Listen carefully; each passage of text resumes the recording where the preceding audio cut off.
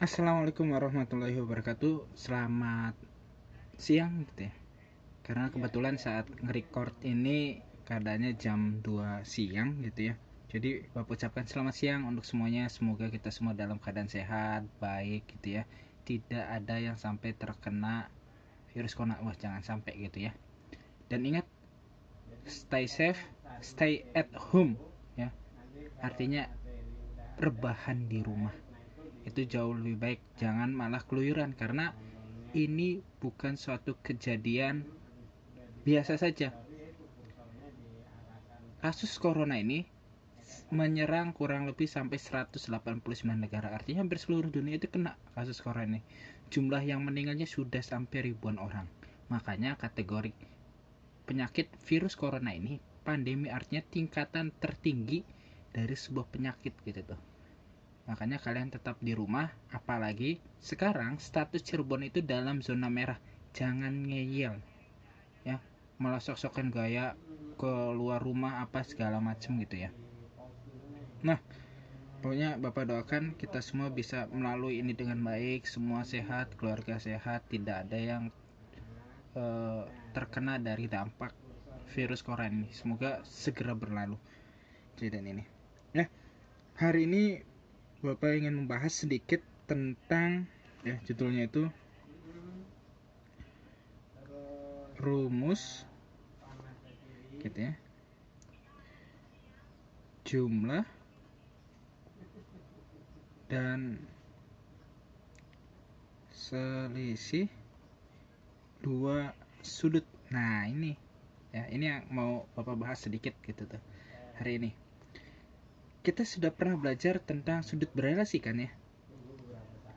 Berelasi yang mana sudut berelasi ini berhubungan dengan sudut istimewa, ya kan?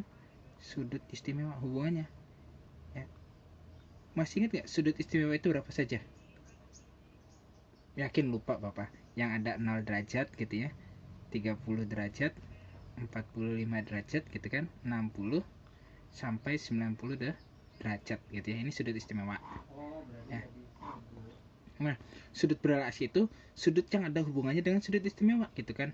Kayak sudut 120 derajat, 150 derajat sampai seterusnya gitu kan. Itu yang disebut dengan sudut berelasi, sudut yang ada hubungannya dengan sudut-sudut istimewa.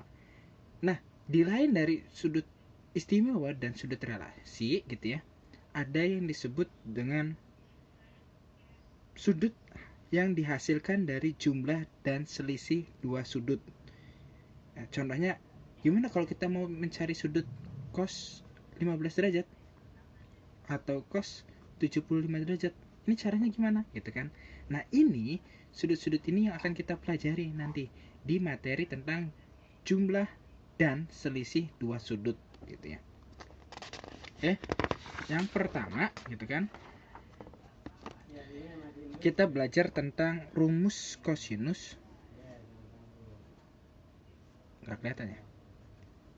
Rumus kosinus gitu ya, dari jumlah dan selisih dua sudutnya. Contoh misalkan materinya adalah tentukan gitu ya, nilai dari cos 15 derajat dan cos 75 derajat. Nah, ini soalnya seperti ini. Tentukan cos 15 derajat dan cos 75 derajat. Yang pertama, kita harus tahu dulu apa sih itu jumlah, apa itu selisih. Jumlah adalah jelas ketika ada dua buah sudut yang dijumlahkan menjadi sebuah sudut. Contoh gitu ya, ada sudut alfa ditambah sudut beta. Ini disebut dengan penjumlahan ya. Atau ada juga alfa dikurangi beta. Ini namanya pengurangan nih. Ini penjumlahan, ini pengurangan. Nah, alat bantu dari untuk menyelesaikan soal-soal seperti ini adalah sudut istimewa yang harus kita ingat gitu tuh. Sudut istimewa kemarin itu berapa? Ada 0 gitu kan tadi kan, 30, 45, kemudian 60, kemudian ada 90 derajat kan gitu. Sekarang perhatikan ya, cos 45 5 dengan cos 30, perhatikan. Kalau kita telisik gitu tuh ya, 15 derajat ini kira-kira kalau hubungannya dengan 45 dengan 30 apa? 15 derajat. Iya, dikurang gitu ya. Artinya di sini itu 15 derajat ini didapat dari 45 derajat dikurangi 30 derajat. Hasilnya 15 derajat kan? Nah, maka ya ada rumus untuk jumlah dengan selisih. Ini untuk 15 derajat. Sekarang kalau 75 gimana? 75 kalau kita perhatikan lagi dari sudut istimewa ini didapat dari 30 derajat ditambah 45 derajat gitu tuh. Maka ada yang disebut dengan rumus kosinus untuk jumlah dan selisih dua sudut. Contoh, kita punya cos untuk penjumlahan alfa dan penjumlahan beta gitu ya. Cos alfa tambah beta. Ini rumusnya menjadi cos alfa kali cos beta dikurangi sin alfa dikali sin beta. Nah, sekarang perhatikan. Kita coba untuk yang 75 derajat terlebih dahulu ya.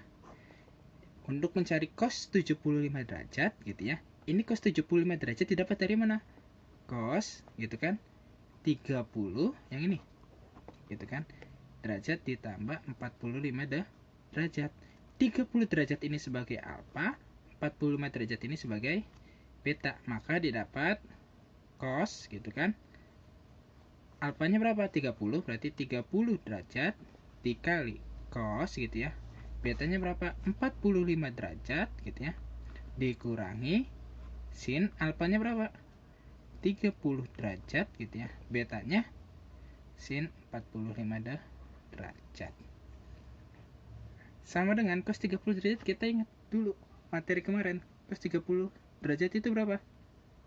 Iya, setengah akar 3 dikali cos 45 nya itu setengah akar 2 dikurangi sin 30 derajat. Setengah dikali sin 45 nya sama setengah akar 2. Sekarang perhatikan, setengah kali setengah 1/4. Akar 3 kali akar 2 akar 6 dikurangi setengah kali setengah 1/4. Masih ada akar 2, kita simpan gitu ya. Terus gimana? Pertama jawabannya boleh seperti ini. Yang kedua bisa kita sederhanakan kembali. Ini ada 1/4, ini ada 1/4 gitu ya. 1/4-nya kita bisa keluarkan 1/4 buka kurung akar 6 dikurangi akar 2 ya. Atau kita bisa lebih sederhanakan lagi. Di sini ada akar 6, di sini ada akar 2. 6 dengan 2 itu kita dapat FVB-nya berapa? 2 gitu kan. Berarti 2 ini bisa kita keluarkan 1/4 ya. Akar 2 bukan 2-nya ya, berarti akar 2-nya di sini akar 3 dikurangi 1 ya. Ini jawaban paling sederhana. Itu yang untuk penjumlahan nih, penjumlahan gitu kan. Gimana kalau yang pengurangannya? Rumusnya seperti apa? Nah, untuk penjumlahan dan pengurangan sedikit berbeda gitu ya. Kalau tadi penjumlahan gitu ya, sekarang kita pengurangan cos alfa dikurangi beta. Rumusnya adalah cos alfa dikali cos beta ditambah sin alfa ditambah sin beta. Nah, kemarin tadi kita sudah tahu ya kan, 15 derajat didapat dari 45 dikurangi 30, yaitu maka di sini cos gitu ya, 45 dikurangi 30. Maka didapat cos 45 derajat dikali cos 30 derajat ditambah sin 45 derajat dikali ini dikali ya, sorry. Sin 30 derajat.